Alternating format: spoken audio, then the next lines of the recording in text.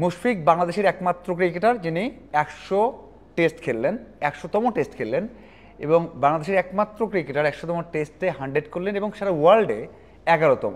কিন্তু আরও একটা রেকর্ড যেটা করতে পারতেন সেটা হচ্ছে ওয়ার্ল্ডে একজনই আছেন, রিকি পন্টিং।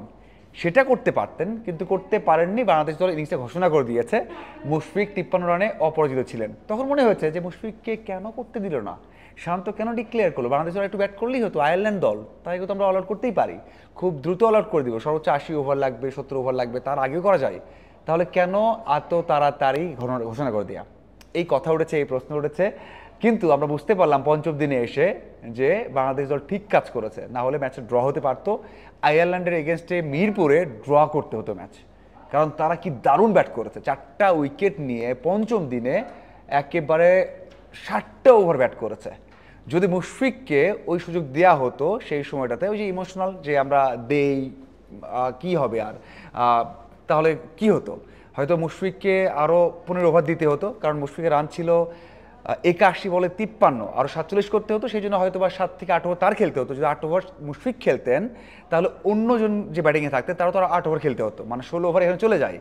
আর পঞ্চম দিনে যে 90 ওভার খেলা হতো তার মধ্যে 60 ওভার তো খেলে ফেলেছে আয়ারল্যান্ড, থাকে 30 ওভার, তার মধ্যে 16 ওভার ওখানে খেলতো বাংলাদেশ দল, থাকতো 14 ওভার। সেখানে কি বাংলাদেশ দল ড্র করতে পারতো, মানে জিততে পারতো? মানে সেই সংখ্যা কিন্তু এখন ইকুয়েশনে চলে আসছে। এই জন্য বলা হচ্ছে এখন আবার যে আমরা অনেক সময় আবেগী চিন্তা করি। অনেকেই বলছেন, কমেন্ট করছেন যে ভাই আপনারা তো অনেকেই বলেছেন যে কেন মুশফিককে 100 করতে দিল না, অনেক সমর্থকরা বলেছেন। এখন হয়তো বোঝা উচিত যে সেই ইমোশনাল কথা বলা ঠিক হয়নি, কারণ এটাই টেস্ট ক্রিকেট, যে কোনো সময় উইকেট চেঞ্জ হতে পারে, যে কোনো সময় একটা পার্টনারশিপ পুরো সিনারিও চেঞ্জ করে দিতে পারে। সেই কাজটাই করেছে, দুইটা পার্টনারশিপ পুরো ম্যাচটা চেঞ্জ করে দিয়েছে। যখন দিনের খেলা বাকি 30 ওভার, সেই সময় মনে হয়েছে পরপর 2টি উইকেট না গেলে যাওয়ার আগে যে 2 উইকেট নিয়ে তারা ড্র করতে পারে, একটা ভয় বা শঙ্কা তৈরি হয়ে গিয়েছিল। মানে কি দারুণ একটা টেস্ট ম্যাচ, মানে মিরপুরে উইকেট, পঞ্চম দিনে আসবে টেস্ট, সেখানে আবার এমন উইকেট হবে যেখানে 4টে উইকেট নিতে চিন্তা করতে হবে, শঙ্কায় পড়তে হবে। সেটাই হয়েছে।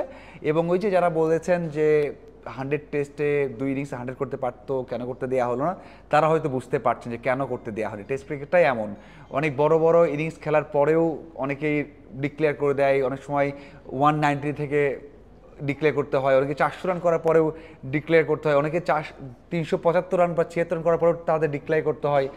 এমন অনেক কিছু ঘটেছে শুধুমাত্র ম্যাচ জয়ের জন্য, কারণ একটা ম্যাচ জয় তো ইম্পর্টেন্ট, একটা প্লেয়ার থেকে ম্যাচ ইম্পর্টেন্ট, একটা প্লেয়ার থেকে দেশ ইম্পর্টেন্ট, সেই জন্যই এই ডিক্লেয়ারগুলো করতে হয়। মুশফিক হয়তো বা বিশাল বড় রেকর্ড করতে পারতেন, কিন্তু সেই রেকর্ড করতে গেলে এই ম্যাচটা ড্র করতে হতো। সেটা কিন্তু আয়ারল্যান্ড দল বুঝিয়ে দিয়েছে।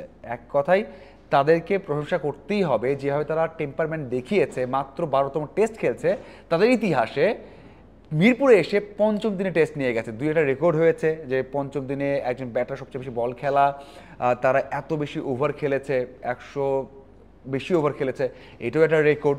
তো সব কিছু মিলিয়ে আয়ারল্যান্ড দারুণ ব্যাট করেছে, তারা হয়তো এখানে অনেক কিছু শিখবে।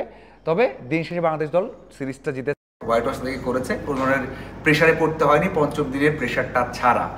এই হচ্ছে স্বস্তির বিষয়। বাংলাদেশ দল হয়তো এখান থেকে যে ব্যাটাররা ভালো করলেন, ফর্মে ফিরেছেন, তারা আরও বেশি আত্মবিশ্বাস নিয়ে নেক্সট যে টেস্ট সিরিজটা আছে আরও 4 থেকে 5 মাস পর সেখানে ভালো করার চেষ্টা করবে। অবশ্যই বলতে চাই যে বাংলাদেশ দলের এই জয়টা ইম্পর্টেন্ট এবং অনেক কিছু হয়েছে। মুশফিক ভালো একটা ইনিংস খেলেছেন এবং লিটন দাস খেলেছেন, তাজুল খেলেছেন। আর এই জন্য বলতে চাই যে ভালো একটা টেস্ট এবং আয়ারল্যান্ডের জন্য ভালো একটা স্মরণীয় একটা মুহূর্ত ছিল, নিশ্চিতভাবে বলা যেতে পারে। আশা করি এখান থেকে বাংলাদেশ দল শিখবে, ভালো করবে। ভালো থাকবেন সবাই। আর আপনার কি মনে হয় এই টেস্ট নিয়ে, মুশফিকের ইনিংস নিয়ে এবং ইনিংস ঘোষণা নিয়ে জানাবেন। ধন্যবাদ সবাইকে।